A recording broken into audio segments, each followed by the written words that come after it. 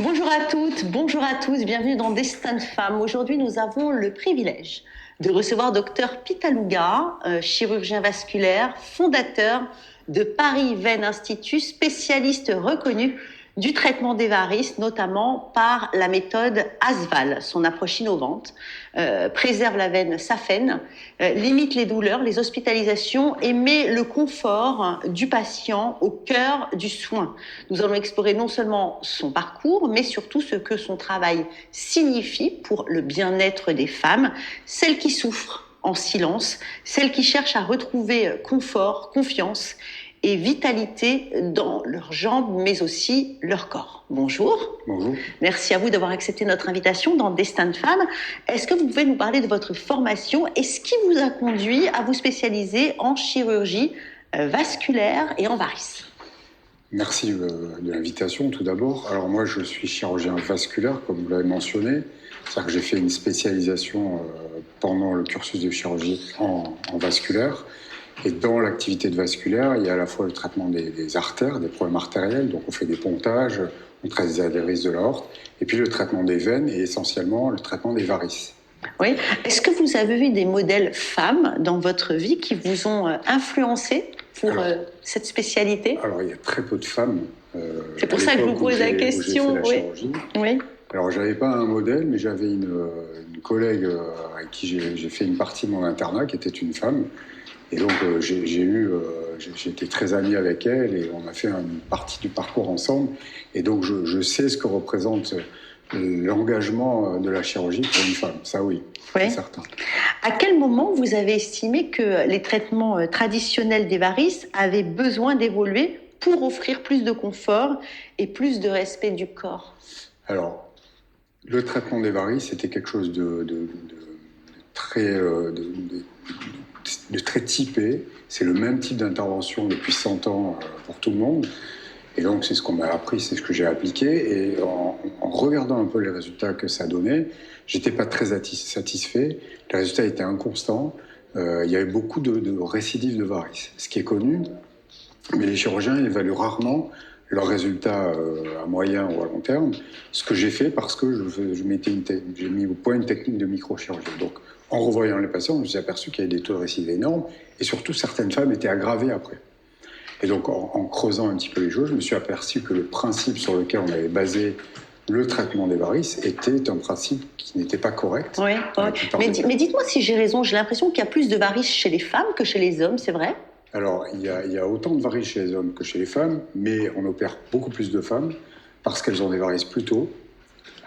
Elles en souffrent plus à cause des hormones et donc elles abîment leurs jambes plus vite, en particulier à cause de la grossesse. Oui. Et elles sont plus sensibles à l'esthétique. Donc on opère à peu près 8 femmes pour 2 hommes. Mais au-delà d'un certain âge, il y a autant d'hommes que de femmes qui souffrent de varices. Cette méthode ASVAL, vous nous en parlez?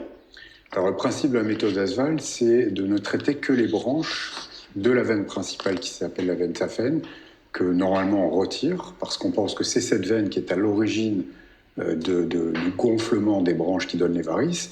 Et en fait, en retirant cette veine principale, ça n'empêche pas les varices de revenir sur d'autres branches, d'où ma déduction qu'il y avait un problème dans le principe. Et donc, en traitant que les branches, on s'est aperçu qu'on permettait à la veine saphène de récupérer, la veine principale, et donc on préservait la voie principale de drainage, ce qui donnait de meilleurs résultats en termes de récidive, et aussi on préservait le drainage veineux superficiel, ce qui est important. Oui, parce qu'en fait, quand on parle des varices, c'est vrai que ce qui nous vient tout de suite à l'esprit, c'est l'esthétique, surtout pour les femmes. Mais en fait, ça influe vraiment sur la qualité de vie des femmes, parce que vous parlez beaucoup de douleur, vous parlez de sommeil, vous parlez de fatigue, vous parlez de mobilité, et vous parlez aussi de confiance en soi. Ça va loin, les varices, Bien sûr, ça va loin, parce que ça fait mal, parce que ça dérange. La jambe étant pas jolie, les femmes ont un trouble esthétique quand même qui obère leur confiance en elles. Et puis surtout, ça donne des complications. Donc ça donne des problèmes de phlébite, ça donne des complications cutanées jusqu'aux ulcères. Donc c'est pas du tout anodin. La préoccupation esthétique existe, bien évidemment, mais ça n'est pas un problème esthétique. C'est un vrai problème médical avec des conséquences esthétiques. Et le rôle de l'écoute dans la consultation, il est important? Alors, le rôle de l'écoute dans le travail d'un médecin est essentiel. Quand vous écoutez votre patient, vous avez une chance sur deux d'avoir un bon diagnostic. Parce que les patients se connaissent bien, et donc c'est vraiment très important de les écouter. Il faut avoir un peu de temps pour les écouter pendant la consultation. C'est ça. Et ça, c'est pas évident. Et moi, il y a une partie de ma démarche qui est liée au fait qu'en écoutant les gens qui connaissaient leurs jambes depuis très longtemps, j'ai compris un certain nombre de choses en faisant une analyse critique de ce qu'ils me racontaient. Est-ce qu'il y a eu un patient, bien une patiente que vous avez écouté et dont le parcours vous a marqué? Ah oui, c'est une jolie histoire entre guillemets. C'est-à-dire, c'est une jeune patiente, juste d'origine corse. Et donc c'est une jeune patiente qui était également corse et qui était d'un village pas très loin du mien, que j'ai opéré très jeune, de petites varices, et qui n'a eu au cours des années de cesse que d'avoir des récidives de plus en plus importantes, avec à la fin des complications. Et quand j'ai fait un peu une analyse a posteriori, je me suis dit, cette patiente qui avait des varices limitées au départ, après mes multiples interventions selon les techniques habituelles, était aggravée au final au bout de 10 ans. Et donc ça m'a un petit peu traumatisé, entre guillemets, et c'est ça qui m'a poussé à m'interroger particulièrement. Alors, pour vous, l'anesthésie locale, les interventions en ambulatoire, la récupération rapide, c'est ça les critères essentiels pour le bien-être? Alors, il y a deux critères. C'est préserver au maximum le drainage veineux qu'on peut préserver, et pour traiter les veines malades, avoir la technique la moins agressive possible. Le problème, c'est qu'il faut être efficace en étant le moins agressif possible. Donc c'est ce qui m'a conduit aussi à mettre en place cette technique et à développer cette technique de microchirurgie qui permet d'enlever les varices à travers des micro-incisions avec une sortie immédiate, sans arrêt de travail, avec une reprise des activités immédiates et de la vie normale tout de suite. Ah oui, c'est vrai que c'est assez révolutionnaire, j'ai envie de dire même avant-gardiste, parce que quand on imagine le problème des varices, c'est vrai que tout de suite on se dit, mon Dieu, c'est des opérations qui sont lourdes, etc. Mais vous, quand vous avez décidé de faire ce programme-là, quels ont été les plus grands défis à surmonter? Est-ce que c'était le technique? Est-ce que c'était le réglementaire? Ou est-ce que c'était finalement simplement, comme moi, la perception du public? Ça a été tout ça. C'était la technique, parce qu'il fallait mettre au point cette technique oui. C'était aussi la validation scientifique. Donc j'ai fait beaucoup de travail scientifique avec de nombreuses publications. Ça a été d'affronter le scepticisme des pairs qui avaient une technique qui n'était pas du tout celle-là. Donc c'est parce que c'est appuyé par des études scientifiques que ça a donné une crédibilité. Mais il y a un moment où vous avez douté? J'ai jamais douté. Non, à partir du moment où j'ai eu ce déclic de me dire il y a un problème dans le concept de maladie, et je me suis dit peut-être que c'est autre chose et que c'est à l'inverse. J'ai jamais douté, c'est ce qui m'a motivé, parce qu'il fallait beaucoup de motivation. Et les résultats sur les patients, ça vous a donné confiance? Ah ben C'était de la satisfaction. Imaginez un petit peu le fait d'avoir pensé à quelque chose qui était un peu révolutionnaire, de l'avoir réalisé, de l'avoir étudié et de vérifier depuis 20 ans les résultats sur les patients. C'est jubilatoire. Ben oui. Il y a des conseils de prévention que vous pourriez donner aux femmes? Ah oui. Avant d'arriver chez vous, dans votre cabinet? Alors, les conseils de prévention sont la première... le premier contact avec le patient comprend l'explication du problème, les solutions qu'on peut y apporter et la prévention. En expliquant bien au patient que la maladie veineuse est une maladie chronique. Donc, pour prévenir la dégradation ultérieure, qui arrivera malgré tous les traitements qu'on peut faire, il y a des moyens de prévention tout bêtes. Mettre une contention quand on peut la supporter, éviter de la déshydratation, éviter la chaleur, avoir une activité physique, ça c'est très important. Essayer de réguler son poids, ça aussi c'est des choses à voir, mais c'est des choses assez simples que quand on les explique aux patients et qu'ils le comprennent et qu'ils le font, ils peuvent constater le bénéfice que ça a, mais c'est un bénéfice qui est à long terme. Donc c'est toujours un peu compliqué d'expliquer aux patients qu'il faut qu'ils mettent en place des mesures pour un bénéfice à long terme. Quelles valeurs professionnelles vous tiennent le plus à cœur? Est-ce que c'est le respect? Est-ce que c'est l'éthique? Est-ce que c'est l'innovation? Est-ce que c'est l'écoute? On a envie de vous poser plein de questions. Pour moi, c'est l'innovation avec la bienveillance vis-à-vis des patients, l'empathie et l'éthique, bien évidemment. Parce que quand on fait de l'innovation, mais qu'on ne s'intéresse pas aux gens juste pour tester une technique ou un matériel auquel on croit, ce n'est pas le vrai rôle du médecin. Le vrai rôle du médecin, c'est un rôle de soignant, quelle que soit la spécialité qu'on fait. Et plus je me suis spécialisé, aujourd'hui, je suis spécialisé dans le traitement des varices des jambes, alors que je suis chirurgien vasculaire, que j'ai fait des études de médecine.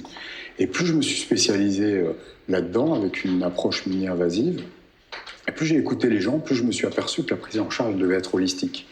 Et que le patient qui se plaint des jambes, ben, parfois il a un problème autre qui explique qu'à une petite varice, il y a des douleurs qui ne sont pas en rapport avec les varices. Et donc tout ça, c'est vraiment de l'écoute et c'est vraiment de l'analyse et de l'empathie en fait. Voilà. Comment vous voyez l'évolution de votre méthode dans 10 ans?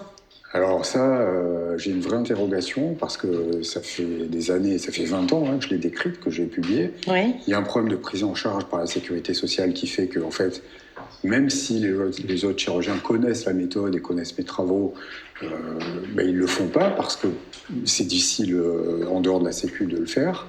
Et donc, mon espoir, c'est que ben, les jeunes générations, petit à petit, poussent vers ça et qu'au final, il y ait une prise en charge parce qu'il y aura plus de chirurgiens et de médecins qui le feront. Alors, votre plus bel héritage, celui que vous laisserez, ça sera quoi? Des jambes plus saines, des vies transformées ou bien une confiance retrouvée? Au choix. Il faut que je choisisse un seul. Vous pouvez choisir les trois. Ben, c'est les trois. Voilà, idéalement, c'est les trois. Mais mon héritage, c'est surtout... Moi, en fait, c'est le nom de la méthode, c'est pas mon nom par hasard. Par exemple, moi, vraiment, ce que j'aimerais, c'est qu'il y ait une meilleure prise en charge de cette pathologie qui est courante. Et aujourd'hui, elle n'est pas encore optimale. On a fait des progrès, les techniques sont moins invasives en utilisant un laser, etc. Mais c'est toujours sur le même principe de détruire la veine principale. Et je sais qu'il y a beaucoup de situations où on peut ne pas le faire. Et donc, j'aimerais que cet héritage-là, ce soit, même si on oublie mon nom, que ce soit cette démarche de méthode Asval, de préserver la veine saphène dans une démarche bienveillante, empathique et avec un respect du capital veineux. Alors moi, j'ai réussi 2 choses aujourd'hui avec vous. D'abord, j'ai réussi à comprendre ce que c'était que les varices et j'ai réussi à comprendre votre nouvelle méthode, Super. Ce qui n'est pas facile quand on est profane. Et la deuxième chose, j'ai réussi à vous faire rire. Vous m'avez dit que je ne souris jamais. Là, vous verrez que dans l'émission, vous avez toujours le sourire aux lèvres, donc je suis vraiment ravie de vous avoir fait sourire. Parce que c'est très difficile. Merci beaucoup à vous, Dr Pitaluga, d'avoir partagé avec nous votre parcours, vos convictions et puis vos réalisations. Vous nous montrez que soigner les varices, ce n'est pas seulement un acte esthétique, c'est redonner confort, mobilité, dignité à des femmes qui parfois souffrent en silence. Et votre philosophie qui allie innovation, respect du corps et puis attention humaine, ça c'est important, c'est un exemple de ce que peut être un destin mis au service des autres, un destin qui redessine les concours de la vie quotidienne et du bien-être. Merci à vous. Merci.